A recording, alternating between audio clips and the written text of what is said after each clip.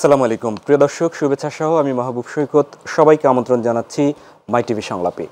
দর্শক, আপনারা জানেন যে আমাদের এই মাই টিভি সংলাপ সমসাময়িক গুরুত্বপূর্ণ বিষয়গুলো নিয়ে আলোচনা করি।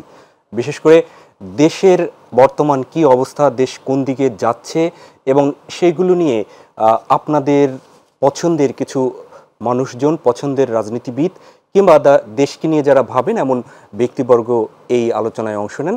আজকেও তার ব্যতিক্রম নয়। আজকে আমরা স্টুডিওতে দুজন আপনাদের অত্যন্ত পরিচিত মুখ আমন্ত্রণ জানিয়েছি। আমি একটু প্রথমেই তাদের সাথে পরিচয় করে দিচ্ছি।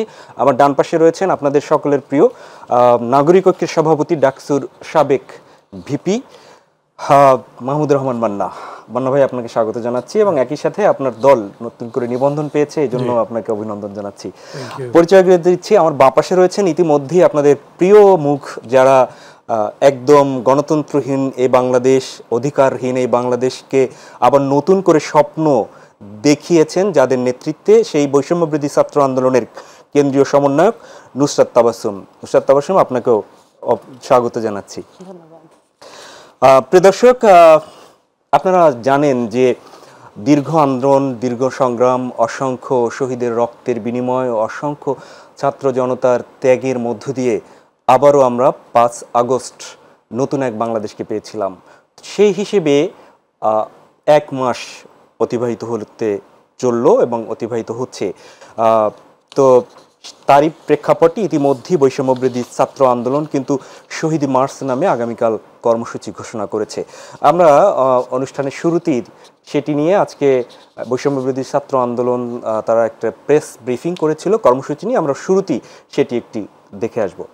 শহীদ ভাইদের স্মৃতিকে, স্পিরিটকে নিজের মধ্যে ধারণ করে আমার ওই যে আহত ভাইগুলো এখনো হাসপাতালের বিছানায় কাতরাচ্ছে, আমার যে ভাই বোনগুলো তাদের হাত হারিয়েছে, পা হারিয়েছে, চোখ হারিয়েছে, তাদেরকে স্মরণ করে, তাদের স্মৃতিকে ধারণ করে আমরা আগামীকাল 5 সেপ্টেম্বর আমাদের ছাত্র জনতার অভ্যুত্থানের 1 মাস পূর্তি উপলক্ষে আমরা একটি শহীদি মার্চ করতে চাই। 6 সেপ্টেম্বর থেকে আমরা সারা দেশে বিভাগীয় সফর শুরু করব।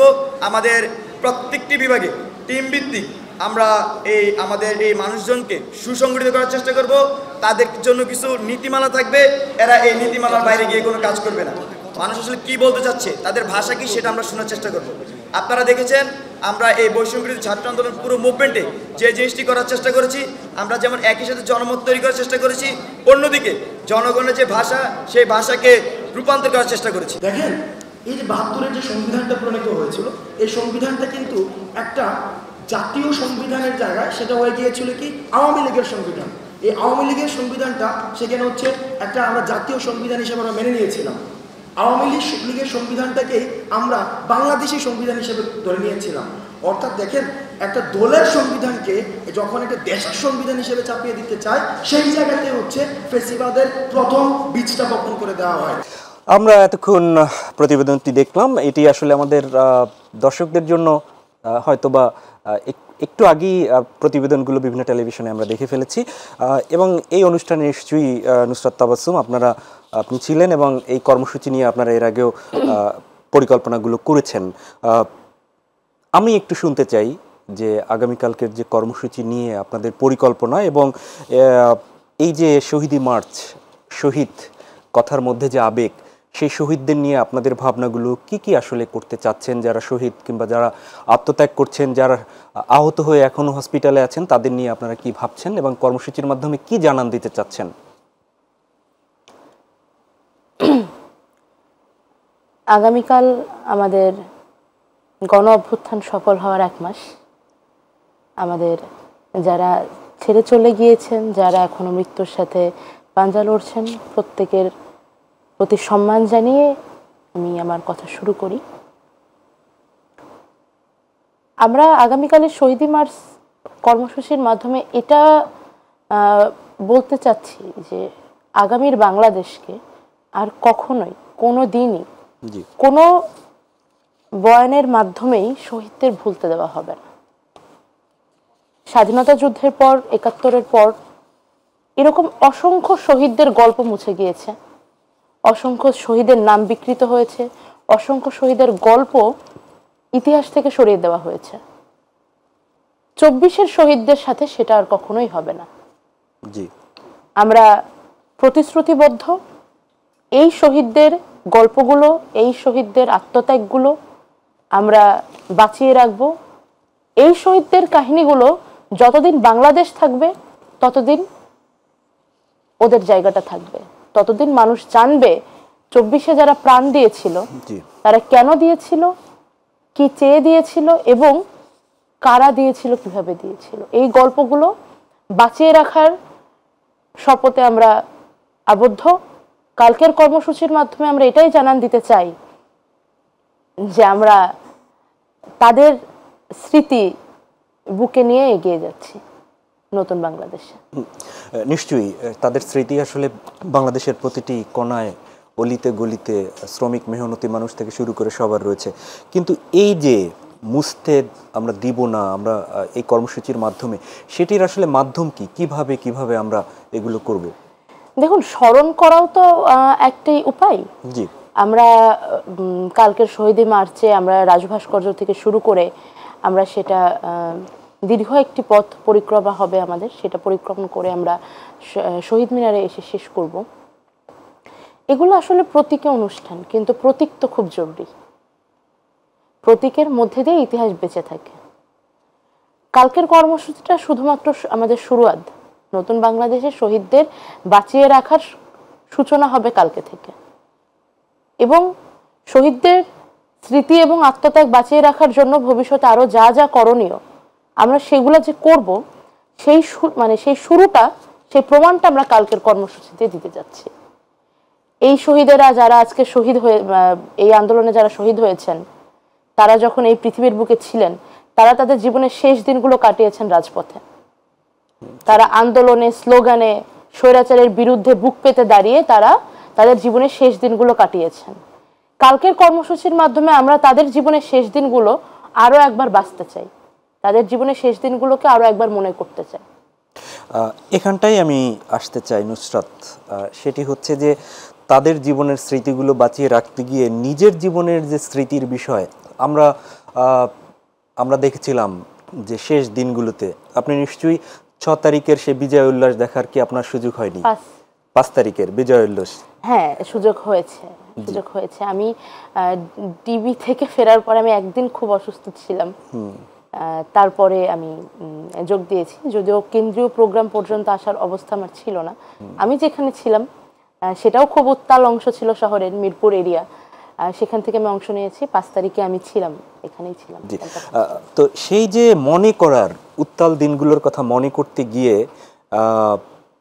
সেখানে আমরা দেখেছি যে ডিবিতে নিয়ে যাওয়া, আমরা দেশবাসী একটা উদ্বেগের মধ্যে ছিলাম, এবং তার মধ্যে একজন সমন্বয়ক, সবাই ছাত্র, তার মধ্যে একজন ছাত্রী। আমরা আলাদা করে যে মায়ের জাতির প্রতি যে মানুষের একটা ইমোশন, সেই ইমোশনটাও কাজ করছিল যে আসলে নুসরাত কি অবস্থায় আছে। তো তখন আসলে কি অবস্থায় ছিলেন সেই গল্পটা আমরা একটু শুনবো ছোট্ট করে হলো। তবে মাহমুদুর রহমান মান্না ভাই, আপনার কাছে আসতে চাই। তারপরে মান্না ভাই, আপনি শুনছিলেন এবং রিপোর্টটিও দেখছিলেন, আপনার মন্তব্যের বিষয়ে আপনার পর্যবেক্ষণটা একটু জানতে চাই। প্রথমে আমি আপনাদের ধন্যবাদ জানাতে চাই আজকের এই অনুষ্ঠানে আমাকে আমন্ত্রণ করার জন্যে। মানে এটা একটা রেয়ার অকেশন বলতে হবে, যে একটা হলো যে নুসরাতের সাথে আমার সামনাসামনি দেখা হলো প্রথম। দ্বিতীয় হচ্ছে এমনিতে ধরেন টিভিতেই বা অন্যান্য ইয়েতে তো দেখেছি, আন্দোলনে অংশ নেবার সময় দেখেছি, আন্দোলনে কোনো কোনো জায়গায় পার্টিসিপেট করেছি। যে বিশাল ঘটনাটা ঘটেছে, এইটা বাংলাদেশ বলে না, সবাই লিখছে, ইন্টারন্যাশনাল যে সমস্ত মিডিয়া আছে তারাও বলেছে এটা একটা আন্তর্জাতিক মানের আন্দোলন হয়েছে, যেটা মনে রাখবার কথা। এবং তারা কালকে যে কর্মসূচি ঘোষণা করেছে তার লক্ষ্য যা বললো এখন নুসরাত, আমি তো এই প্রেস কনফারেন্সটা আগে দেখতে পারি নাই, সেটাও একটা খুব বড় লক্ষ্য। এমনিতেই আমি মনে করি যে যেরকম করে ইতিহাসটা তৈরি হয়েছে, এই ইতিহাস বিস্মৃত হওয়া কঠিন হবে। যেমন আমরা 21 তো ভুলতে পারি না, এটা এরকম করেই সমগ্র জাতিকে নাড়া দেয় প্রত্যেক বছর। মানে সকালবেলা যেমন মানুষ নিজের থেকে বেরিয়ে পড়ে, সারাদিন এই কাজের মধ্যে থাকে, অজস্র অনুষ্ঠান হতে থাকে, ঠিক ওই রকম করে আবার স্বাধীনতার বা বিজয়ের অনুষ্ঠান অতখানি, ওটাও অনেক বড় হয়। এই অনুষ্ঠানটাকেও বা এই পুরো ঘটনাটাকে আপনি ওই রকম করে যদি ইতিহাসে জায়গায় দিতে চান, করে নিতে চান, তাহলে ওই ধরনের একটা পরিকল্পনা লাগবে। আগামীকালকে এটা একটা শুরু বলবেন, যে যে শিক্ষার্থীর এই আন্দোলনটা মানে একদম সামনে থেকে স্টিয়ার করেছিল, তারা এটাকে মরতে দিতে চায় না। আমি মনে করি দেশের সমস্ত মানুষ এই অনুভূতির সাথে একাত্ম থাকছে, এখনও আছে, আগামীতেও থাকবে। আর ইতিহাসে ধরেন এই স্বৈরাচার কীরকম যে জায়গায় যাবে সেটা আরও দেখতে হবে। মানে শুরুতেও যেমন আন্তর্জাতিক যে মহল আছে, আমাদের দেশের আমরা কিন্তু বুঝতে পারিনি যে এত নৃশংসতা হয়েছে, বর্বরতা হয়েছে। ঠিক কতজন মানুষ মারা গেছে তার এক্স্যাক্ট হিসাব এখনও আসেনি। কারা কারা মারা গেছে সেই হিসাব বা ধরেন তাদের লিস্ট, তারা কি কি করে মারা গেছেন, কি কি পরিস্থিতিতে, সেগুলো জানা যায়নি। মানে প্রতিনিয়ত কিন্তু অনেকগুলো জিনিস আনফোল্ড হচ্ছে, আমাদের সবার সামনে আসছে। এই সর্বশেষে ধরেন আশুলিয়াতে যে ঘটনাটা দেখা গেল, মানে এইটা তো বিশ্বযুদ্ধের ঘটনাকে প্রায় হার বানিয়ে দিয়েছে। মানুষকে এমনিতেই এগুলো নাড়া দিচ্ছে, তারপরে এগুলোকে ধারণ করবার জন্য কি পদ্ধতি হতে পারে? এটা কি কেবলমাত্র একটা দিন উদযাপনের মধ্যে দিয়ে, এটাকে কি অনেকগুলো ঘটনার মধ্যে দিয়ে সাজিয়ে? এবং একটা জিনিস হবে যে যেরকম করে ধরেন 4 তারিখে, আগস্টের 4 তারিখ এরকম হয়েছে যে অনেকেই মনে করেছে, আমাকেও কেউ কেউ বলেছে এত কিছু হচ্ছে যে যাবে কি, 5 তারিখে চলে গেছে, অনেকের কল্পনাই ছিল না। আমি নাম বলছি না, একজন উপদেষ্টা শপথ দেবার দিন আমাকে বলছে, বান্না ভাই তাহলে সম্ভব হলো? আসলেই কি হলো? হ্যাঁ, বলে আসলেই কি হলো? তো আমি বললাম যে আপনি শপথ দিচ্ছেন, একটু পরে আপনি আমাকে জিজ্ঞেস করছেন এর চেয়ে বেশি কি হবে? অফকোর্স ধরেন যারা যারা এই উপদেষ্টা পরিষদে গেছেন তারা ওদের মতো বা ইভেন আমাদের মতো আন্দোলনে ছিলেন না, কিন্তু তারপরেও ফিলিংটা তো একই রকম হয়। তো সেরকম করে এইটাকে মানুষের স্মৃতির মধ্যে রেখে দেবার মতো করে কি প্রোগ্রাম বা কি কি বিশেষ ব্যবস্থা এখন যারা দায়িত্বে আছেন তাদেরকেও ভাবতে হবে। আমরা যেমন ধরেন আমাদের জোটের পক্ষ থেকে বা আমরা যে 42টা দল মিলে যুগপৎ আন্দোলন করছিলাম, আমরা বলেছি এটা একটা মাইল ফলকের মতো করে একটা ডে ডিক্লেয়ার করেন, বা মানে মেক ইট এন অকেশন, যাতে সবাই এটা মনে রাখতে পারে। এইটা হলো এক নম্বর। 2 নম্বর আমরা বলেছিলাম যে এক্স্যাক্টলি কতজন মারা গেছেন তাদের লিস্ট করে তাদের সম্পর্কে এপিটাফ টাইপের করেন, বা ধরেন স্মৃতিস্তম্ভের মতো করেন, কিছু একটা করেন যা দিয়ে ধরেন একটা দিন কমনলি মানুষ এটা মনে করতে পারে। আমার এরকম মাঝে মাঝে মনে হয় আরও আগামী বছরগুলোতে হয়তো এরকম হতে পারে যে এই দিনটা 21-এর কাছাকাছি চলে যাবে। বা সামগ্রিক আন্দোলন বাংলাদেশে কেন, এই উপমহাদেশের যতগুলো গণআন্দোলন আছে তার মধ্যে তো এটা ডেফিনেটলি একটা মাইল ফলক। যত বর্বরতা হয়েছে সেই বর্বরতা এখন আমরা সব নাজি স্টোরির সাথে কল্পনা করার চেষ্টা করছি যে ওই রকম হয়েছে নাকি তার চেয়ে বেশি হয়েছে। তো এইরকম করে মানুষের মনে গেঁথে যাচ্ছে আস্তে আস্তে। আর শেষ কথা একটা বলি, সেটা হচ্ছে যে মানে এদের স্মৃতি টিকে থাকবে এই আন্দোলনের যে লক্ষ্যটা ছিল, সেই লক্ষ্য অর্জনের সফলতা মানে সাফল্যের উপরে কতখানি আসবে, যেটা মানুষকে আরও মনে করিয়ে দেয় কি হয়েছে। ধরেন 15 বছর ধরেই মানুষ কিন্তু যন্ত্রণায় ছিল, আন্দোলন হয়েছে প্রচুর, জীবন তো আরও গেছে এর আগে 15 বছর ধরে। শেষ পর্যন্ত এন্টার বিষয়টা ফোকাসড হয়েছে এইখানে এসে, এবং তার মধ্যে দিয়ে আবার একটা নতুন স্লোগান এসেছে যেটা সমস্ত মানুষের আশাকাঙ্ক্ষাকে এক জায়গায় নিয়ে এসছে, যখন তারা বলেছে আমরা নতুন বাংলাদেশ করতে চাই। এখন নতুন বাংলাদেশ মানে ধরেন আমার দল, আমি একটা ওয়েলফেয়ার স্টেট করতে চাই লক্ষ্য। কেউ বলছে একটা গণতান্ত্রিক দেশ করবো, কেউ বলেন মানবিক দেশ করবো, কারণ এরকম নিষ্ঠুরতা তো আর কোথাও হয়নি। কিন্তু বিভিন্ন দল বিভিন্নভাবে বললেও এখন একটা কমন স্লোগানের মতো হয়ে গেছে নতুন বাংলাদেশ, যা আগের মতো নয়, যা আগের মতো অগণতান্ত্রিক, আগের মতো স্বেচ্ছাচারী, অমানবিক, নির্যাতনকারী এরকম নয়। তো সেরকম একটা দেশ গড়বেন। খেয়াল করা দরকার, এই আন্দোলনের এই যে ধরেন 5 তারিখের যে বিজয়, এটা হচ্ছে প্রাথমিক বিজয়। মানে আপনি স্বৈরাচারকে, ফ্যাসিবাদকে পরাজিত করেছেন, যেটা সবার কাছে অসম্ভব মনে হতো, অসম্ভব পূরক হয়েছে। আমরা মনে করেছি আমরা সত্যি পারি এবং করে দেখিয়েছি। কিন্তু তারপরে বিষয়টা হচ্ছে যে জন্য লড়াইটা করলাম, যে গণতন্ত্র নাই, সেই গণতন্ত্র নির্মাণ, একটা মানবিক রাষ্ট্র নির্মাণ, ওই কাজগুলো করবার মানে ওইটা একটা বুদ্ধিবৃত্তিক লড়াই, ওইটা একটা গঠনমূলক লড়াই, সেটাও করতে পারি। মানে ভাই সেই লড়াইয়ের জায়গাটায় আসলে আমরা আপনার কাছে আবার ফিরবো, সেই বুদ্ধিভিত্তিক লড়াইয়ে আমি আবারও নুসরাত আপনার কাছে ফিরি। মান্না ভাইও যেটি বললেন যে লক্ষ্য, আন্দোলনের লক্ষ্য, আমরা তো নিশ্চয়ই আমাদের শহীদদের, আমাদের আত্মত্যাগকারী আপনারা যারা ছিলেন প্রত্যেককে, এই দেশের যারাই ছিলেন তাদেরকে মনে করব। সেই মনে করার পেছনে লক্ষ্যটা কি, সেই লক্ষ্য অর্জনে যে লক্ষ্যে আপনারা নেতৃত্ব দিয়েছিলেন এই আন্দোলনের, সেই লক্ষ্য বরাবর এগিয়ে যাওয়ার জন্য আপনারা আর কি কি চিন্তা করছেন? আমরা একটা আজকে দেখেছি দুর্নীতি প্রতিরোধে পুনর্গঠিত হবে বৈষম্যবিরোধী ছাত্র আন্দোলন, এরকম একটি বিষয় আমরা শুনেছি। আর কি কি আসলে সেই লক্ষ্য পানে এগিয়ে যেতে আপনারা চেষ্টা করছেন? দেখুন, নতুন বাংলাদেশের কথা যখন বলা হচ্ছে, তার মানে এটা নতুন বাংলাদেশ তৈরির কথার মাধ্যমে এটা প্রতিষ্ঠিত হচ্ছে যে এতদিন বাংলাদেশের প্রত্যেকটা সেক্টর যেভাবে চলেছে সেটা সঠিক ছিল না। সঠিক ছিল না বিধায় নতুন বাংলাদেশ তৈরির প্রয়োজনীয়তা পড়ছে। সেক্ষেত্রে বৈষম্যের বিরোধ, সমতার মানে সমতার প্রশ্ন যেটা, সেটা তো রয়েছে, একই সঙ্গে পুনর্গঠনের একটা প্রয়োজনীয়তা রয়েছে। বৈষম্যবিরোধী ছাত্র আন্দোলন প্রথম থেকে বলে আসছে আমরা প্রয়োজন বোধে রাষ্ট্রের পাহারাদার হিসেবে থাকব। আসলে কথাটা শুধুমাত্র বৈষম্যবিরোধী ছাত্র আন্দোলনের জন্য প্রযোজ্য নয়, পুরো দেশের জন্য।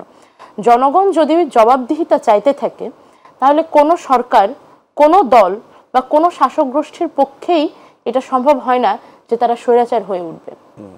তখন একটা শাসক গোষ্ঠী স্বৈরাচার হয়ে ওঠে যখন তারা ভয়ভীতির মাধ্যমেই হোক কিংবা ইনস্টিটিউশনগুলো দখল করার মাধ্যমেই হোক, তারা জনগণের জবাবদিহিতা চাওয়ার যে জায়গাটা সেটা নষ্ট করে দিতে পারে। জনগণের মনে ওই ভয়টা ঢুকিয়ে দিতে পারে যে না, প্রশ্ন করা যাবে না, প্রশ্ন করা যাবে না, জানতে চাওয়া যাবে না। এইটা যখন জনগণের মনে প্রতিষ্ঠিত করে দেওয়া যায়, একমাত্র তখনই স্বৈরাচার তৈরি হয়, যা খুশি তাই করা সম্ভব হয়। দেখুন, গত 16 বছরে আপনারা তো আমাদের থেকে ভালো বলতে পারবেন বিষয়টা, মানে কয়টা অনুষ্ঠানে কয়জন অতিথিকে আপনারা এই ধরনের প্রশ্নগুলো করতে পেরেছেন? পারেননি। কিন্তু আপনারাও প্রশ্ন করতে পারেননি, জনগণও প্রশ্ন করতে পারেননি, আর যারা এসেছে, যারা কথা বলতে চেয়েছে, তারাও কথা বলতে পারেনি। মনে করেন যে ডিএসএ যে একটা রয়েছে, এটা তো মনে হয় নাম পাল্টে এসএসএ টাইপের কিছু একটা হয়েছে। এই যে মানুষের কথার ওপরে শেকল পরিয়ে দেওয়া, মানুষের কথাকে বাক স্বাধীনতার ওপরে কারাগারের দেওয়াল তুলে দেওয়া, কিংবা পরিস্থিতি এমন করে সচিবালয়, রাষ্ট্রীয় ব্যক্তিবর্গ যাদের হওয়ার কথা ছিল সেবক, তাদের ব্যবহার বা তাদের সাথে জনগণের সম্পর্ক হচ্ছে শাসক এবং প্রজার। এই যে আপার লেয়ার লোয়ার লেয়ার তৈরি করা একটা দেশের মধ্যে, এটা তো গণতন্ত্রের সঙ্গে যায় না। গণতন্ত্র মানে যেখানে জনগণের ম্যান্ডেট থাকবে, যেখানে জনগণের বক্তব্য সবচেয়ে গুরুত্বপূর্ণ হবে। যখন আমরা গণতন্ত্র বলছি তখনই এখান থেকে রাজতন্ত্র, আমাদের দেশে তো রাজতন্ত্র নাই, তাহলে শাসকের সাথে জনগণের সম্পর্ক কেন প্রজার মতো হবে? তো এইখান থেকে পুনর্গঠনের আলাপগুলো আসছে।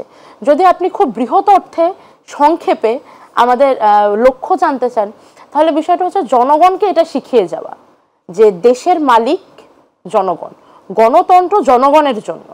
কিন্তু একই সঙ্গে এটাও জরুরি যে কতদূর পর্যন্ত মানে জনগণের যে ম্যান্ডেট বলছি যেটাকে, বা জনগণের শাসন বলছি, জনগণের অধিকার বলছি, এই মালিকানাটা কতদূর, এই সীমারেখাটা কতদূর, এটাও জনগণের এই প্র্যাকটিসের মাধ্যমে শিখতে হবে। কারণ বাংলাদেশে গণতন্ত্রের চর্চা ছিল না কখনো, এবং গত 16 বছরে ধূলিসাৎ হয়ে গেছে। একই সঙ্গে শাসক গোষ্ঠীকে এটা বুঝতে হবে যে তারা শাসক নয়, সেবক, এবং জনগণকে এটা বুঝতে হবে যে কিভাবে স্বার্থপরতা থেকে বেরিয়ে এসে বা আত্মকেন্দ্রিক ব্যক্তিকেন্দ্রিক চিন্তা থেকে বেরিয়ে এসে সার্বিক সুরক্ষার জন্য বা সার্বিক নীতির জন্য কথা বলা যায়, দাবি তোলা যায়। একটা কথা আমরা এই কথাটা বারবার বলে এসেছি, আবারও বলি, নতুন বাংলাদেশ তৈরি হবে প্রাণ ও প্রকৃতির প্রতি দায় ও দরদ থেকে। প্রাণ এবং প্রকৃতির প্রতি দায়িত্বও থাকবে এবং একই সঙ্গে দরদও থাকবে, ভালোবাসাও থাকবে। ব্যক্তিকেন্দ্রিক চিন্তা দিয়ে কখনো তন্ত্র তৈরি হতে পারে না। সেটা যদি হয়, সেটা হবে একনায়কতন্ত্র বা স্বৈরতন্ত্র। যখন গণতন্ত্র প্রতিষ্ঠার কথা বলা হবে, তার মানে অবশ্যই সেখানে সামষ্টিক চিন্তা লাগবে, সমষ্টিগত চিন্তাটা করা লাগবে। আমরা জনগণের মধ্যে সেই গণতান্ত্রিক চর্চাটা আনতে চাই, যে গণতান্ত্রিক চর্চাটা বহাল থাকলে জনগণ দেশের সার্বিক কল্যাণকর সিদ্ধান্তগুলো নিতে পারবে। এবং জনগণ যখন সার্বিক কল্যাণকর সিদ্ধান্তগুলো নেবে, তখন স্বাভাবিকভাবে আমরা আশা করি আমরা স্বপ্ন দেখি যে বাংলাদেশে আমরা শাসক হিসেবে যাদের পাবো তারা শাসক কম সেবক বেশি হবে। ওকে, আমরা শুনবো আসলে সেই স্বপ্ন বাস্তবায়নে কিংবা যে গণ অভ্যুত্থান হলো, যে বিপ্লব হলো, সেই বিপ্লবের পথে আমরা মাঝে মাঝে শুনতে পাই যে আবার আসিব ফিরে, সেই বিভিন্নভাবে সেই প্রতিবন্ধকতা হয়ে সাম্প্রতিক সময়ে আশুলিয়ায় যে গার্মেন্টস শ্রমিকদের বিক্ষোভ হচ্ছে সেটি নিয়ে আলোচনা হচ্ছে। এই জন্য আমাদের আজকের আলোচনার কিন্তু বিষয় হচ্ছে অধিকার নাকি ষড়যন্ত্র, সেটি একটি বিষয় আছে। আমরা বিরতির পরে সে বিষয়ে আলোচনা করব, মান্না ভাইয়ের কাছ থেকেও শুনবো। প্রিয় দর্শক, আপনারা জানেন আমরা কথা শুনছিলাম এর আগে শহীদি মার্চ আগামীকালকে বৈষম্যবিরোধী ছাত্র আন্দোলনের, সেই বিষয়টি আমরা শুনছিলাম বৈষম্যবিরোধী ছাত্র আন্দোলনের অন্যতম সমন্বয়ক আমাদের প্রিয় নুসরাত তাবাসসুম, তার কাছ থেকে। আমাদের আজকের শিরোনাম হচ্ছে অধিকার নাকি ষড়যন্ত্র, এবং সেটার পেছনে এই আমাদের টাইটেল দেওয়ার পেছনে নিশ্চয়ই একটি কারণ রয়েছে। আপনারা জানেন যে বেশ কিছু জায়গায়, বিশেষ করে আশুলিয়া সহ অনেক জায়গায় আজকে প্রায় 70টি পোশাক তৈরি কারখানা বন্ধ হয়ে গিয়েছিল বিভিন্ন দাবির প্রেক্ষিতে। বিভিন্ন সময় আন্দোলনও হচ্ছে 5 তারিখের পর থেকে, নতুন সরকার, অন্তর্বর্তী সরকার গঠনের পর থেকে। সে বিষয়টিকে কিভাবে অতিথিরা দেখছেন তা নিয়ে আজকে আলোচনা করব। তবে এই আলোচনার শুরুতেও আমরা আজকের একটি রিপোর্ট দেখে আসব। বকেয়া বেতন ও চাকরি স্থায়ী সহ নানা দাবিতে সাভার ও গাজীপুরের বিভিন্ন এলাকায় বিক্ষোভ করেছেন শ্রমিকরা। তবে এসব ঘটনায় জড়িতরা বেকার এবং চাকরি প্রত্যাশী বলে জানিয়েছেন কারখানা মালিকরা। পোশাক শ্রমিক ও চাকরি প্রত্যাশীদের বিক্ষোভের মুখে আজও শিল্পাঞ্চল আশুলিয়ায় অন্তত 60টি কারখানা সাধারণ ছুটি ঘোষণা করেছে কর্তৃপক্ষ। দুপুর পর্যন্ত বাইপাইল আবদুল্লাপুর সড়কের বাইপাইল থেকে জিরাবো পর্যন্ত সড়কের উভয় পাশে এসব কারখানা ছুটি ঘোষণা করা হয়। শ্রমিকরা কারখানা থেকে বের হয়ে চালু থাকা কারখানাগুলোর সামনে গিয়ে বিক্ষোভ ও ইটপাটকেল নিক্ষেপ করে। এ সময় তাদের সাথে চাকরি প্রত্যাশীরাও যোগ দেন। বিক্ষুব্ধ শ্রমিকরা পরে সড়কের বিভিন্ন স্থানে অবস্থান নিয়ে বিক্ষোভ করতে থাকেন। পরে সেনাবাহিনী, শিল্প পুলিশের সদস্যরা তাদের বুঝিয়ে সড়ক থেকে সরিয়ে দেন। গাজীপুরের ঢাকা ময়মনসিংহ মহাসড়ক ও ঢাকা জয়দেবপুর আঞ্চলিক সড়ক অবরোধ করে বিক্ষোভ করেছেন পোশাক কারখানার চাকরিচ্যুত ও চাকরি প্রত্যাশী শ্রমিকরা। এতে প্রায় 2 ঘন্টা মহাসড়কে যান চলাচল বন্ধ থাকে। সকালে বিক্ষুব্ধ শ্রমিকরা গাজীপুরের মহানগরের Bhogra bypass, Bagerbazar, Gazipur police lines এলাকায় কয়েকটি গার্মেন্টসের চাকরিচ্যুত শ্রমিক ও বেকার যুবকরা ঢাকা ময়মনসিংহ মহাসড়কে অবরোধ করে বিক্ষোভ করে। এ ঘটনায় বেশ কিছু কারখানা ছুটি ঘোষণা করা হয়। ঢাকার ধামরায় প্রতীকী সিরামিক কারখানায় বেতন বৃদ্ধি ও কর্তৃপক্ষের দ্বারা নারী শ্রমিকদের নির্যাতন বন্ধ সহ 8 দফা দাবিতে আন্দোলন করেছেন শ্রমিকরা। দুপুরে ঢাকা আরিচা মহাসড়কের ভাউটিয়া এলাকায় ঘণ্টাব্যাপী রাস্তা বন্ধ করে আন্দোলন করেন। কথা বললে অমনে তার মারধর করে, অমনে তার বকাবাজি করে, মুখের গালি খুব খারাপ দেয়, বাইরে রড দেবে না, জুতা দেবে না, আকামি বেড়ে। এ সময় ঢাকা আরিচা মহাসড়কের 2 পাশে 22 কিলোমিটার রাস্তায় যানজটের সৃষ্টি হয়। আটকে পড়ে হাজার হাজার গাড়ি, ভোগান্তিতে পড়েন যাত্রীরা। পরে সেনাবাহিনীর অনুরোধে রাস্তা ছেড়ে তারা কারখানার গেটে অবস্থান নেয়।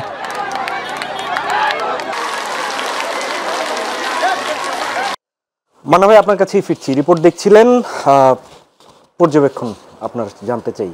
আমি প্রথমে একটা কথা বলি, আপনি আলোচনাটা যে শিরোনামে শুরু করলেন এইটা আমার পছন্দ হয়নি। কেন আন্দোলন নাকি ষড়যন্ত্র বলছেন? তার মানে মনে করছেন যে এটা একটা ষড়যন্ত্রের অংশ? না, এটা বলেছি অধিকারের হলো তো, অধিকার নাকি ষড়যন্ত্র তো বলছেন, এটাকে একটা ষড়যন্ত্রের অংশ মনে করছেন। আপনার মনে আছে ডক্টর ইউনূস যখন এর উপর একটা কথা বলছেন, তিনি বলছিলেন যে এই দাবিগুলো সবই যৌক্তিক, কিন্তু আমরা তো এখনো ভালো করে বসতেই পারিনি। এখনই যদি আমাদের ঘেরাও করে রাখেন, আমরা কাজ করব কেমনে?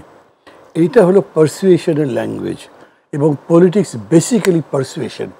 আপনি জনগণকে আপনার পক্ষে, আপনার আদর্শের পক্ষে, কর্মসূচির পক্ষে জিতে নেন, বুঝিয়ে আনেন। এটা কোয়ারশন দিয়ে কখনো হবে না, অত্যাচার করে, নির্যাতন করে হবে না।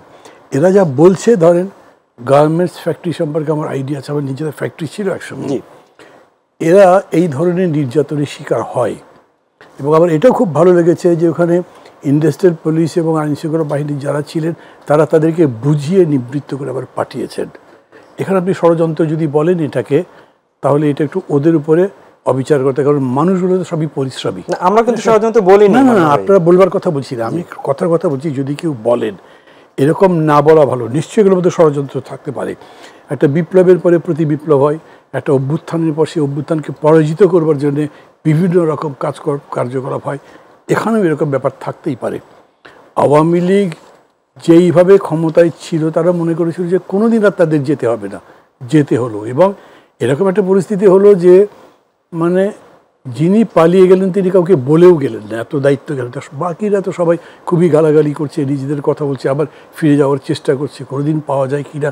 যদিও এরকম স্বপ্ন দেখার মতো কোনো উপাদান নেই সমাজের মধ্যে, কিন্তু তারপরেও এটা তাদের মধ্যে আছে। প্রতি বিপ্লবের চেষ্টা, এই অভ্যুত্থান, এটার ফসল ভেঙে দেওয়ার চেষ্টা থাকতে পারে এবং সেজন্যে তারা যেখানে যেখানে পারবে সেখানে উস্কাতেও পারে। 15 বছর ধরে যাদেরকে লালন পালন করেছে, ইভেন ট্রেড ইউনিয়ন সেক্টরে, বিভিন্ন ট্রেড বডিতে, এগুলো তো সব নিজেদের সিলেকশন করে দিয়েছে, তারা করতেই পারে। ওইটাকে অ্যাড্রেস করবার জন্য আমি মনে করি যে আমাদের ওই পথ, যে কথা ডক্টর ইউনূস যেরকম করে বলেছেন, ওইভাবে জিনিসটা করতে হবে, একদিনে হবে না। যেমন ধরেন আনসারদের এটা যখন চলেছে তখন সব উপদেষ্টা বা যারা যারা এই কাছে বুঝিয়েছেন যে তোমাদের সমস্ত দাবি ন্যায্য মনে করছি, কিন্তু এটা যে ইকোনমিক ইমপ্লিকেশন আছে, অর্থ দিতে হবে, সেটার জন্য এইখান থেকে আমরা কোনোভাবেই সিদ্ধান্ত বলতে পারো যে আজকেই দিতে পারছি। অতএব তারা এটা বোঝাবারই চেষ্টা করেছেন। যখন তারা এটা ভায়োলেট করে বিদ্রোহী হতে চেষ্টা করেছেন তখন সেখানে একটা অ্যাকশন রয়েছে। কোনো মানুষের মধ্যে এটা ভিন্ন প্রতিক্রিয়া দেখেননি। এই জন্যে এইরকম প্রবণতার মুখে যত বেশি সম্ভব ধৈর্য ধরে পারসুয়েশন করে আনতে হবে। এবং এই ব্যাপারে আমি মনে করি মিডিয়ার আপনাদেরও সহযোগিতা করা দরকার। কোনো জায়গায় যাতে কোনো রকমভাবে উস্কানি দেওয়া না হয়, এটা বুঝতে হবে। এটা একেবারে একটা নিউ ফেজ, একটা নতুন ধরনের পরিস্থিতি হয়েছে। এই পরিস্থিতির কল্পনা আমরা 24 ঘন্টা আগেও করতে পারিনি। সাথে সাথে খেয়াল করেন এই পুলিশকে আপনার সেটেল করতে কত সময় লেগেছে, এখনও তো সেটেলও হয় নাই। আপনি পুলিশ দিয়ে কোনো জায়গাতে করতে পারছেন না, কাজ করতে পারছেন না। একটা থানাতে কেউ কোনো কমপ্লেন নিয়ে গেলে পুলিশ বলে আমরা কিছু জানি না। মানে তারা এখনও কোনো রকম দায়িত্ব নিয়ে কাজ করছে না। এটা যদি ষড়যন্ত্র বলেন, এর মধ্যে ষড়যন্ত্রের ব্যাপার নেই, অপছন্দের ব্যাপার নেই, ভয়ের ব্যাপার আছে। মান্না ভাই, আমি একটু যদি আপনাকে থামিয়েই বলি, নুসরাতের কাছে ফিরবো। সেটি হচ্ছে আমাদের তথ্য অনুযায়ী গণমাধ্যমে যে যা এসেছে এই কয়েকদিন থেকে পোশাক তৈরি কারখানার যে বিষয়গুলো, আমি সুনির্দিষ্টভাবে 2-3টি একদম কোট করছি। সেটি হচ্ছে যে এই অসন্তোষের যে জায়গাগুলো, সেটি হচ্ছে যে যে দাবিগুলো, সেই দাবিগুলোর সাথে নিশ্চয়ই আমরা যারা সবাই একমত আছি, কিন্তু এই দাবিকে সামনে নিয়ে নামার পেছনে আশুলিয়ার শারমিন গ্রুপের তাদের সেখান থেকে বলা হয়েছে যে বাইরে থেকে কিছু লোকজন এসেছে, শ্রমিকরা কাজ করতে ছিল যারা রেগুলার শ্রমিক, বাহির থেকে এসে শ্রমিকরা কেন কাজ করছে এবং করতে পারবে না সেজন্য তাদের গাড়িতে, শ্রমিকদের নিয়ে যাওয়া গাড়িতে তারা অ্যাটাক করছিল। এবং এবং এবং সেটি বলেছেন যে সংশ্লিষ্ট উপদেষ্টারাও সেটি বলেছেন। বাধ্য হয়ে নিরাপত্তার জন্য তারা তাদেরকে ছুটি দিয়েছেন। হামিম গ্রুপে বাইরের থেকে চাকরি প্রত্যাশী, যে আমাদেরকে চাকরি দাও, আগে থেকে যারা কাজ করছিলেন তাদের কিন্তু ঝামেলা নেই। পলাশবাড়ি গিল্ডার্স গার্মেন্টসে শ্রমিকরাই এই যারা এসছিল গার্মেন্টস বন্ধ করতে, তাদেরকে নিজেরা নেমেই প্রতিরোধ করেছে। আমি 2-3টার কথা বললাম, সেখানে আপনার কাছে একটু ফিরবো। তার আগে নুসরাত তাবাসসুম, আপনার কাছে ফিরি। আমরা দেখলাম যে বিপ্লবের পরে আনসার ঘটনা ঘটেছে, ব্যাটারি চালিত রিক্সা ঘটনাও ঘটেছে, কয়েক জায়গায় এরকম ঘটনাও ঘটেছে যে তাদের দেখা গেল যে শ্রমিকদের নামে বিভিন্ন জায়গায় নামা হচ্ছে, পরে হয়তো অন্য কিছু আবিষ্কার হয়েছে। বিষয়টিকে আপনারা কিভাবে অ্যাড্রেস করছেন?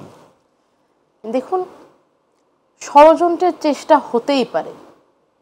ইনফ্যাক্ট আমি যদি আজকে এখানে না থেকে আমার পরিচিত মহলে থাকতাম, তাহলে হয়তো এই অভিযোগ আমিও তুলতে পারতাম যে এগুলো তো আসলে ষড়যন্ত্রই হচ্ছে। কিন্তু বাস্তবতা হচ্ছে এটাই যে সঠিক এবং ভুল, এই বিচারটা করা হয় জুলুম দিয়ে।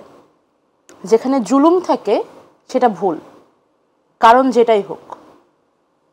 পৃথিবীর বুকে এমন কোনো যুক্তি নাই যেটা যে জুলুমকে জাস্টিফাই করা যায়।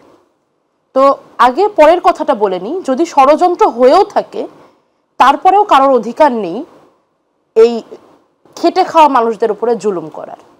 তাহলে প্রশ্ন আসে, যদি অধিকারের আন্দোলন না হয়ে ষড়যন্ত্র হয়ে থাকে তাহলে কিভাবে এটা ঠেকানো হবে?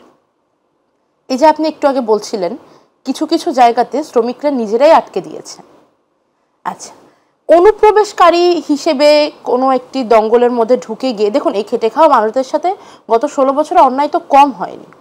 এদেরকে খেপিয়ে দেওয়া বা এদেরকে ব্যবহার করা খুব সহজ। ষড়যন্ত্র হতেই পারে। তবে একই সঙ্গে এদের যে অধিকারগুলো তারা চাইছে, যে দাবিগুলো তারা উঠাচ্ছে, এগুলো খুবই ন্যায্য, এটাও সত্য। এক্ষেত্রে আমি বলতে চাই যে অতি দ্রুত, যত দ্রুত সম্ভব হয়, তদন্ত কমিটি গঠন করে এই তদন্তটা করা হোক যে আসলেই কোনো অনুপ্রবেশকারী এখানে রয়েছে কিনা, মদতদাতা রয়েছে কিনা। কারণ থাকাটা ভীষণ স্বাভাবিক বর্তমান বাংলাদেশের পরিস্থিতিতে। কারণ একটু আগে মান্না সাহেব যেরকম বলছিলেন, আমি স্যারের কথার সাথে একমত, যে যিনি চলে গিয়েছেন তিনি কাউকে বলেও যাননি। রাজনীতিবিদ কিন্তু আসলেই কখনো পালায় না, পলায়ন কিন্তু রাজনীতির অংশ না।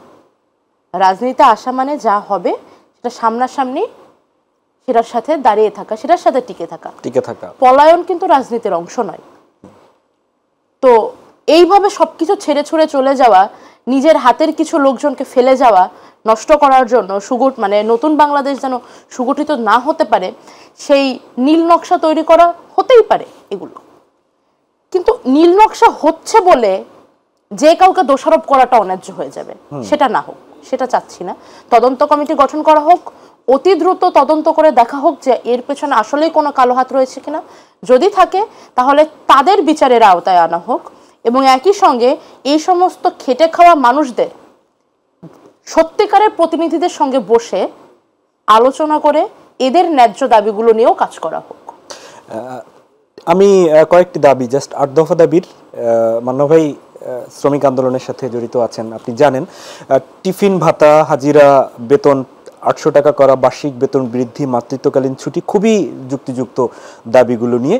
কিন্তু পাশাপাশি 16 বছরের বঞ্চনা থেকে যে মুক্তির, আমি নুসরাত আপনাকে যেটা জিজ্ঞেস করব সেটি হচ্ছে যে এই বঞ্চনা থেকে মুক্তি কি এখন অন্তর্বর্তীকালীন যে সরকার, সেই সরকার কতটা আসলে বঞ্চনা থেকে মুক্তি দিতে পারবেন বা তাদের সেই কাজ করতে পারবেন? দেখুন, যখন একের পর এক এই ধরনের দাবিগুলো সামনে আসছিল, এটা একই সঙ্গে যেরকম ষড়যন্ত্রের পূর্বাভাস বলে অনেকে মনে করছে, একই সঙ্গে মানুষের অস্থিরতা হিসেবে মনে করছে, ঠিক একই সঙ্গে আমি আরও একটা পয়েন্ট এখানে তুলে ধরতে চাই। এই সরকারের প্রতি মানুষের কতখানি ভরসা যে 16 বছরে তারা যে কথাগুলো বলতে পারেনি, এই সরকারের কাছে তারা মনে করছে তারা বলতে পারবে। এই সরকার তাদের উপরে লাঠিচার্জ করবে না, এই সরকার তাদেরকে গুম ঘরে পুরবে না, এই সরকার তাদের মুখে তালা লাগাবে না। কোথাও না কোথাও এই ভরসাটা মানুষের মনে আছে বিধায় মানুষ তার দাবিগুলো নিয়ে আসছে। এখন এই সরকার এই সমস্ত আশা আকাঙ্ক্ষা কতখানি পূরণ করতে পারবে সেটা বোঝা যাবে এই সরকারকে আমরা কতখানি কাজ করতে দিচ্ছি তার উপরে। একটু আগেই বিরতির পূর্বে আমি যেটা বলছিলাম যে জনগণের সর্বান্তক সহযোগিতাটা প্রয়োজন। কাজ করতে দিচ্ছি মানেটা কি? মানে আমরা কতখানি কাজ করতে দিচ্ছি এটি যদি সুনির্দিষ্ট বলা যায়। আমি সময়ের কথা বলছি না, না এটা সময়ের কোনো বিষয় না। দেখুন, আপনার 1 ঘন্টা প্রোগ্রামের মধ্যে যদি 4 জন লোক ঢুকে যায়, আপনিও তো অনুষ্ঠানটা করতে পারবেন না। এটা হচ্ছে ব্যাপার। জনগণকে চিন্তা করতে হবে সামষ্টিক জায়গা থেকে, সমষ্টিগত জায়গা থেকে জনগণকে চিন্তা করতে হবে। আমি জানি 16 বছর এই দেশে যা হয়েছে, তারপরে এইভাবে চিন্তা করাটা খুব কঠিন।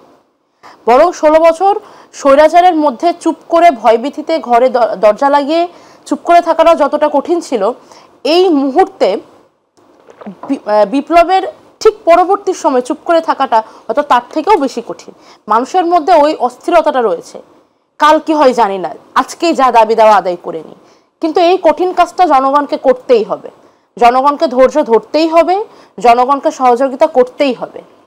আজ নয় কাল জনগণকে বুঝতেই হবে যে আমরা যদি এই সরকারের কাছ থেকে আমাদের আশা আকাঙ্ক্ষার প্রতিফলন দেখতে চাই, তাহলে জনগণকে সরকারের অংশ হয়ে কাজ করতে হবে, সরকারের সহযোগী হয়ে কাজ করতে হবে। তার মানে কি সরকারের সমালোচনা করা যাবে না? অবশ্যই যাবে। সমালোচনা তো করাই হয় শুধরে দেওয়ার জন্য। সমালোচনাও এক ধরনের সহযোগিতা। শুধুমাত্র যেন বিরোধ না তৈরি করা হয়, শুধুমাত্র যেন সরকারের কাজের পথে কাটা সৃষ্টি না করা হয়, এইটুকু সহযোগিতা জনগণের কাছ থেকে পেলেই আমার ধারণা এই সরকার জনগণের কোনো আশা আকাঙ্ক্ষাই ফেলবে না। মান্না ভাই, আপনার কাছে ফিরছি। মানুষ এখন নির্ভয়ে বলতে পারছে, দাবি বলতে পারছে, যে কারণে নামছে। কিন্তু পাশাপাশি এই অন্তর্বর্তী সরকারের প্রধানের পক্ষ থেকে কিন্তু বলা হয়েছে যে আমাদের সময়টা খুবই কম এসেছি, আমাদেরকে কাজ করতে দিন। আজকেও যেমন নুসরাত সেই বিষয় বললো, কিন্তু এরপরও কিন্তু আমরা দেখছি যে বিভিন্ন দাবি নিয়ে প্রতিদিনই বিভিন্ন পথে এই দাবি নিয়ে নামছে বিভিন্ন জায়গা থেকে। সেই নির্ভয়ের সংস্কৃতিটা আপনারা যারা রাজনীতিবিদ রয়েছেন তাদের পক্ষ থেকে নিশ্চিত করা যাচ্ছে না কেন? আপনি কি নিশ্চিত করতে পারবেন আপনার জায়গা থেকে? কি নিশ্চিত করব যে ভয়হীন সংস্কৃতিটা আগামীতে এটা যে রাজনীতিবিদরা আন্দোলন হয়েছে, জি আন্দোলনে যে বিজয় হয়েছে তার মধ্যে দিয়ে আপনি ওই গ্যারান্টি পেয়েছেন যে গভর্নমেন্ট আসবে সেই গভর্নমেন্ট আগের গভর্নমেন্টের মতো বিহেভ করতেই পারবে না। এই সরকার যেরকম করে বলেছে এটা গণতান্ত্রিক সমাজ, ডক্টর ইউনূস গতকালকেও বললেন যে মানুষের যে মৌলিক অধিকার, জি মন খুলে কথা বলা, সাংবাদিকদের কাছে বলেছেন এগুলো অবাধে করতে পারবেন। আমি যতদূর জানি, যেহেতু আপনারা মিডিয়াতে কাজ করেন আপনাদের আরও বেশি জানবার কথা, ডিজিএফএ থেকে আপনাদের ডাকা হয়েছে, যারা কনসার্ন অথরিটি তাদেরকে বলা হয়েছে একদম মুক্তভাবে সংবাদ পরিবেশন করতে পারবেন। তো ভয়ের ওই জায়গাটা নেই। বোঝার বিষয়টা হচ্ছে যেটা নুসরত বলছে 16 বছরের যে কষ্ট যেটা বলা যায়নি, এখন সুযোগ পেলেই মানুষ বলবে, কারণ প্রতিদিনের অভাব। তো সংকটটা এমন যদি হতো যে 1 মাস পরে হবে তা আমি 15 দিন অপেক্ষা করতে পারতাম, কিন্তু আজকেই আমার ঘরে খাবার নেই, আজকেই আমার উপরে অত্যাচার করা হচ্ছে, তাহলে তো সে বলবেই। আপনারা এখানে ভিডিওটা দেখালেন কিন্তু এটা দেখাতে পারলেন না যে কোথায় আসছে সেই চাকরি প্রার্থী যাদেরকে সন্দেহ করা যেতে পারে যে এরা বোধহয় ইনফিলট্রেটর হতে পারে, কোথায় আসছে বাইরে থেকে লোক যারা হামলা করছে বাসের উপরে, ওগুলো দেখানো দরকার। জার্নালিজম করলে অবজেক্টিভ এরকমই হওয়া উচিত যে মানুষ একটা নিউজ পড়ে বুঝতে পারে this is this, behind the scene কি হচ্ছে। হ্যাঁ, কিন্তু আপনি তো এটা ব্যাখ্যা করছেন, ওটার মধ্যে নাই। আর পুরো যে জিনিসটা দেখেছে তার মধ্যে কোনো রকম ভায়োলেন্স, নাথিং, কিছু নাই। তো ওটা যদি হয় তাহলে আপনি তো সবাইকে ধন্যবাদ দেন যে তারা তাদের এত অভাব অভিযোগ নিয়ে এই কাজটা করছে। এবং খেয়াল করবেন একটা জিনিস খুবই ইম্পর্টেন্ট, যেটা সাধারণ মানুষ বুঝবে না, এই যে দাবি এগুলো মিট আপ করবার ব্যাপার ইন্টারিম গভর্নমেন্টের টার্মস অফ রেফারেন্সে নাই। আপনি গার্মেন্টস শ্রমিকদের অবস্থার উন্নতি করতে চান, আপনাদের পুরো সেক্টরের উপর একটা ওয়ার্ক করতে হবে, মালিকদের সঙ্গে বসতে হবে, ইউনিয়নের সাথে বসতে হবে যদি ইউনিয়ন কোথাও থাকে, ওইটা একটা লম্বা কাজ। গভর্নমেন্টের কাছে ফান্ডামেন্টাল জিনিসটা হচ্ছে একটা লেভেল প্লেইং ফিল্ড তৈরি করে একটা অ্যাকসেপ্টেবল ইলেকশন করা যায়। তো ওইটা রেখে সে এগুলোই করবে কীরকম করে? এই যে ধরেন পুলিশের যত ট্রান্সফার হচ্ছে, অ্যাডমিনিস্ট্রেশনের যত ট্রান্সফার হচ্ছে, এগুলো তো কোনো সংস্কার নয়, এগুলো আপনি মানে ভেঙে যাওয়া প্রশাসনকে জোড়া লাগাচ্ছেন যাতে এটা অপারেটিভ থাকে। আর এইটা যদি বলেন তো গার্মেন্টসের এটা করতে গেলে তো ব্যক্তি মালিকের দিন প্রতিষ্ঠান, তাদের সবাইকে ডাকতে হবে, বোঝাতে হবে, এই জিনিস করতে হবে, সেটা আবার মনিটরিং করতে হবে, that is huge work. Total কাজটাই সরকারের সামনে যেটা আছে এখন, মানে আমরা অন্তর্বর্তী বলছি কিন্তু প্রতিদিন তাদেরকে রেগুলার গভর্নমেন্টের মতোই ফাংশন করতে হবে। বিকজ যে দাবি আসছে, ধরেন এটা এখন ভারত থেকে পানি আসছে সেটা একটা ব্যাপার, চায়না তার টাকা চাচ্ছে সেটা একটা ব্যাপার, এগুলো তো কিন্তু ইন্টারিম গভর্নমেন্টের টার্মসে থাকার কথা না। আগে যেরকম আমরা কেয়ারটেকার গভর্নমেন্ট বলতাম না, কী করবে 3 মাসের মধ্যে ভোট দিয়ে নির্বাচিত প্রতিনিধিদের কাছে দিয়ে চলে যাবে, এই কনসেপ্টই মানুষের মধ্যে আছে। কিন্তু ওই মানুষদের কাছে ওই ভোটের খুব মূল্য নাই, যাতে তার পেটে কিছুই জমবে না। সে মনে করেন যে ভোটের পরে যে পার্টি আসবে সেই পার্টিগুলো তো আগে দেখেছি তারা যদি আগের মতোই করে, অতএব তারা এখনই এটা নিয়ে আসবে, তারা মনে করছে যে এইখানে গেলে আমি পেতে পারি। ও কিন্তু জানে না যে এই গভর্নমেন্টের ওই লিমিটেশন আছে, তারা এতদিন নাও দিতে পারে। ওইটা যে তাকে বোঝাবেন সেটা তো অনেক বড় শিক্ষা, সেটা এই সরকারের কাছে এখনই চাইবেন এরকম তো হবে। জি, মনে হয় আপনার কাছে আমি ফিরবো। নুসরাত, আপনাকে আমাদের এরপরও অনুষ্ঠান থাকবে, একটা বিরতি আছে, বিরতির পরে আপনাকে জরুরি কাজে আমরা জানি যে সামনের আগামীকালকে যে প্রোগ্রাম সেখানের জন্য আপনি আগে আমাদের কাছ থেকে দর্শকদের কাছ থেকে একটু বিদায় নেবেন। বিদায়ের আগে আমরা দর্শকদের মধ্যে বারবার একটা প্রশ্ন, এর আগেও হয়তো উত্তর দিয়েছেন, যে আপনারা এই যে সফরে যাচ্ছেন সারা দেশে, এটা কর্মসূচি বাস্তবায়ন পাশাপাশি এর মাধ্যমে আরও গণভিত্তি রচনা, জনগণকে সচেতন করা থাকবে, কিন্তু এর মাধ্যমে কি আপনাদের, আমরা এর আগে বৈষম্যবিরোধী ছাত্র আন্দোলনের অনেকজন সমন্বয়ক বলেছেন এবং সাংবাদিকদের মধ্যেও সেই প্রশ্নটা থাকে যে আপনারা কি রাজনৈতিক কোনো প্ল্যাটফর্মের দিকে আগাবেন কিনা? আচ্ছা, এটার উত্তর এর আগে বহুবার বহু জায়গায় বহুজন দিয়েছে আমাদের সমন্বয়কদের মধ্যে, উত্তরটা আসলে এখনও সেটাই আছে। বর্তমানে স্যার যেরকম বলছিলেন এই বৃহৎ কর্মযজ্ঞ, এখানে আসলে এত কাজ করার রয়েছে, আমাদের আসলে নিজেদের কথা এখনো মানে ভাবার মতো আমরা সুযোগ পাচ্ছি না, ভাবাটা উচিতও মনে করছি না। জি, আমি একদমই 1 মিনিট সময় দেবো, বিরতিতে যাবে। সেটা হচ্ছে আমাদের দর্শকদের জন্য আপনার যদি কোনো কিছু বলার থাকে বলবেন। দর্শকদের জন্য শুধু এটাই বলার যে যদি আপনারা চান দেশের কাজগুলো হোক, তাহলে সবচেয়ে কঠিন দায়িত্বটা আপনাদের কাঁধে, আপনাদের ধৈর্য ধরতেই হবে। সর্বান্তক সহযোগিতা ছাড়া এগিয়ে যাওয়ার কোনো উপায় নেই। আপনারা যদি সমালোচনাও করবেন সেটাও যেন সহযোগিতার রূপেই আসে। আর একই সঙ্গে বলবো, আমরা চেষ্টা করছি বাংলাদেশের মালিকানা বাংলাদেশের মানুষের হাতে ফিরিয়ে দেওয়ার জন্য। আপনারা আমাদের পাশে থাকুন, জনগণ প্রত্যেকের সাথে থাকুন। সমষ্টিগত চিন্তা ভাবনার মাধ্যমে আমরা যেন বাংলাদেশকে, যে নতুন স্বপ্ন দেখছি বাংলাদেশকে নিয়ে, সেটা যেন আমরা পূরণ করতে পারি।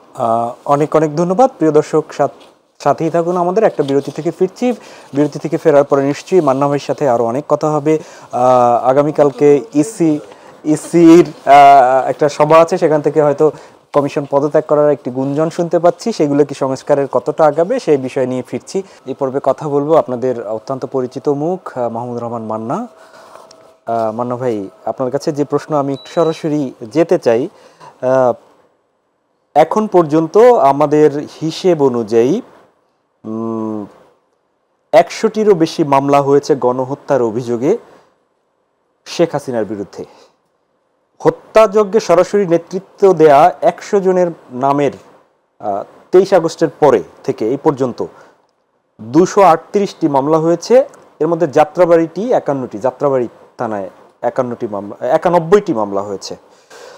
প্রশ্ন হচ্ছে, এই যে কোনো জায়গায় মামলা কে করছে, কারা করছে, কোন ম্যারিটের ভিত্তিতে করছে, সাথে একটু যুক্ত করি আপনার 2 আইজিপি তাদেরকে অ্যারেস্ট করা হলো, গ্রেপ্তার আপনি জানেন, এবং রিমান্ডেও নেওয়া হয়েছে। সেখানের একজনকে 19 জুলাইয়ের মোহাম্মদপুরের একটি হত্যা মামলায়, আর একজনকে হচ্ছে নিউ মার্কেটের একটি হত্যা মামলায় দেখানো হলো তাদের আলাদা করে। এই যে মামলাগুলো হচ্ছে, যদিও গতকালকে স্বরাষ্ট্র উপদেষ্টা মন্ত্রণালয়ের পক্ষ থেকে বলা হয়েছে মামলা মানেই হচ্ছে গ্রেফতার নয়, এবং তারা বলেছেন যে যাচাই বাছাই এগুলো হবে। বিষয়টিকে আপনি আসলে কিভাবে দেখছেন? মানে একটা বড় সমস্যা হচ্ছে যে পুলিশ বাস্তবিক অর্থে অ্যাক্টিভ হয়নি এখনো, বা খুব সিনসিয়ারলি ডিউটি করছে না। যে অন্যায় অত্যাচার তারা করেছে এতদিন ধরে, এবং তার ফলে জনগণের যে ক্ষোভের বহিঃপ্রকাশটা হয়েছে, এতে তারা এখনো ভীত। আমি আজকেও জানি 2-3টা থানার কথা, যে মানুষ কমপ্লেন নিয়ে গেছে, তারা বলেছে আমরা কোথাও যেতে পারবো না, কিচ্ছু করতে পারবো না। তারা ভার্চুয়ালি জিডিও লিখতে চায় না, এরকম অবস্থায় গেছে। তো এই প্রেক্ষিতে কি হয়েছে, মানুষের বিক্ষোভ তো আছে, মামলা মানুষ যাচ্ছে, কোর্টে যাচ্ছে, কোর্ট আইন আমি অত ভালো বুঝছি এই জায়গাতে, কিন্তু কোর্ট মামলা তো নেয়, নিয়ে তারা থানাতে পাঠিয়ে দেয়, এরকম চলছে। এবং এই প্রক্রিয়ায় সরকারের যে ভূমিকাটা থাকা দরকার ছিল, এটা কালকে স্বরাষ্ট্র মন্ত্রণালয় থেকে বলা হয়েছে বটে, কিন্তু এই যে বললেন কত 120 টাকাটা কতটা মামলা, খুনের মামলা শেখ হাসিনার বিরুদ্ধে, মানে আর কিছুই পাচ্ছি না, শুধু এইটাই, আর কোনো অপরাধ নেই। মানে এই দেশ লুট করবার ব্যাপারে সবচেয়ে বেশি ভূমিকা তো তার পরিবারের। ওই যে লিখেছে না যে শেখ পরিবারের কারণ নাম থাকলেই সে প্রজেক্ট পাস হয়ে যেত। এবং কত বেড়েছে আপনার ব্যাংক লোনের পরিমাণ, ব্যাংকগুলোকে রূপ করে লুট হয়েছে, তার ব্যাপারে নাই। বিজনেসম্যান যারা, তাদের বিরুদ্ধে আপনি মানি লন্ডারিংয়ের মামলা দিতে পারেন, তার ওয়েল স্টেটমেন্ট ভুল আছে, তার ট্যাক্স ফাঁকি দিয়েছে, এইভাবে একটা কমিশন দিয়ে অন্যায়ভাবে ব্যবসা পেয়েছে, কত কি হতে পারে, সেগুলো আপনার খুনের মামলা। ক্রিকেট প্লেয়ার সাকিব আল হাসান, তার ভূমিকা নিশ্চয়ই ভালো ছিল না, এটা বলবার দরকার নেই, কিন্তু উনিও খুনের মামলায়, মানে গয়রহভাবে একটা জিনিস চলছে। এবং এই জায়গাতেই আমি একটু উদ্বিগ্ন আছি। আপনি দেখেছেন নিশ্চয়ই, ব্যারিস্টার সারা হোসেন বলেছেন, টকশোতে বলেছেন, আলাদা করে বিবৃতিতে বলেছেন যে এই মামলাগুলো শেষ পর্যন্ত টিকবে না। আমি রংপুর গেছিলাম, ওই ইয়েকে কি বলে, সাইদের কবর জিয়ারতে, ওইখানে গেছি। তো রংপুরে যাদের সাথে আমার দেখা হলো, কনসার্ন লোক, পুলিশ অফিসার আছেন, লয়ার আছেন, তারা আমাকে এরকম বলেছেন, সাইদ হত্যার যে মামলা সাজানো হয়েছে সেই মামলাই নাকি টিকবে না। আমি নথিপত্র নিয়ে এসে দেখিনি বা কাউকে দিয়ে চেক করেনি, কিন্তু ওনারা আমাকে এই কথা বলেছেন। আমি আবার এই জায়গাতে বলছি, এইখানে আমাদের উদ্বেগের বিষয় আছে। একটা বলেছি, কতজন মারা গেছে এই পর্যন্ত, কীভাবে, এইটার ডিটেল আপনি প্রিপেয়ার করেন স্টোরিটা। এই যে গুম খুন নিয়ে এত কিছু লাগতো, আয়নাঘর, কত কাহিনী, এই লোকগুলোর উপর আপনি একটা কমিটি করেছেন, কমিটির কোনো রিপোর্ট নাই কাজের। তারা কি বসছেন, তারা গেছেন কোথাও, কিভাবে কাজ করছেন, কিচ্ছু নাই। এই জায়গাগুলো সরকারকে সতর্ক হতে হবে এখন, এবং কাজটা শুরু করতে হবে। প্রশাসনের রন্ধ্রে রন্ধ্রে তো পুরনো স্বৈরাচারের দোসর আছেই, এবং প্রশাসন এমনিতে যে দুর্নীতিবাদ হয়ে গেছে সামগ্রিকভাবে সেটা থেকে উদ্ধার করে আসতে হবে। পুলিশকে রেস্টোর করতে পারেননি, ফলে ব্যতিক্রম বা ধরেন যে গরমিল দেখা যাবে, এটা আমি মানি। মানে আমাদের হাতে খুব বেশি সময় পাবো না, তো আমরা কয়েকটা প্রশ্নের উত্তর চাই, একদম অল্প কয়েকটা। হ্যাঁ, এক কথায় একটি হচ্ছে যে আমরা এর আগে দর্শকদের বলেছিলাম আজকে বিএনপির পক্ষ থেকে তাদের স্থায়ী কমিটির একজন সদস্য অধ্যাপক ডক্টর এজেডএম জাহিদ হোসেন বলেছিল যে দুদক এবং নির্বাচন কমিশনের যারা আছে তাদেরকে রেখে তারা ছিল পতিত সরকারের দোসর, তাদেরকে এখনো শপথে আছে। এর মাধ্যমে আগামীকালকে মতবিনিময় সভা কিংবা প্রেস কনফারেন্স ডেকেছে ইসির যারা আছেন, তারা ধারণা করা হচ্ছে যে তারা হয়তো পদত্যাগ করবেন। এটিকে কিভাবে দেখছেন? খুব ছোট্ট করে উত্তর দিবেন। তাদের তো যাওয়াই উচিত, কিন্তু গেলে রিপ্লেস করবেন কিরকম করে, আমি মনে করি গভর্নমেন্ট প্রিপেয়ার্ড নেই ব্যাপারে। প্রিপেয়ার্ড নেই, জি। আরেকটি হচ্ছে যে অন্তর্বর্তী সরকার, আপনাকে পাইনি আমরা এখানে, অন্তর্বর্তী সরকারের সময় নিয়ে অনেক কথা হয়েছে, আপনারা সময় দিতে চান, কতটা সময় দিতে চান? না, তার আগে ঠিক করে দেবে অন্তর্বর্তী সরকারকে কি করতে হবে। আমি বুঝি আমি একটু আগে বলেছি, একটা গ্রহণযোগ্য নির্বাচনের জন্য যে সমতল জমি তৈরি করতে হবে, তাদের কাজ প্রধানত সেটা। এখন এই কাজ করতে কত সময় লাগবে, এটা পুলিশকে পুরো রিস্ট্রাকচার করতে হবে। মানে একটা জনবান্ধব পুলিশ বাহিনী, জনবান্ধব একটা প্রশাসন, অন্তত ভোটের উপযোগী প্রশাসন করতে হবে। সে কি সোজা কথা দেখি কতদিন লাগতে পারে, এটা গভর্নমেন্টের বলা উচিত। আপনারা যুগপৎ আন্দোলনে বিএনপির সাথে ছিলেন, সামনে নির্বাচন কেন্দ্রিক আপনাদের কি এরকম জাতীয় সরকার গঠন করবেন, এরকম একটা আপনাদের পরিকল্পনা বিভিন্ন সময় বলেছেন, সে লক্ষ্যে কি বিএনপির সাথে আমরা পরিকল্পনা বলিনি, এটা তাদের ভারপ্রাপ্ত চেয়ারম্যান উনি বলেছেন যে নির্বাচনও একসাথে করব এবং তারপর একটা জাতীয় সরকার করে সেই সরকার এই সংস্কারগুলো করবে।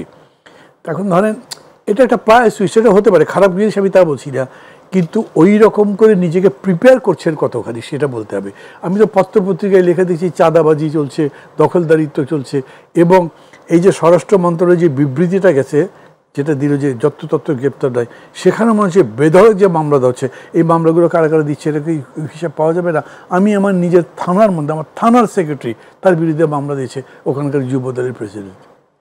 জি, একদম 30 সেকেন্ডে যেটি জানতে চাইবো, বাংলাদেশ জামাত ইসলামীর কার্যক্রম জনগণের মধ্যে আমরা দেখতে পাচ্ছি যে সাড়া ফেলিয়েছে, বিষয়টিকে আপনি কিভাবে দেখছেন রাজনীতিবিদ হিসেবে?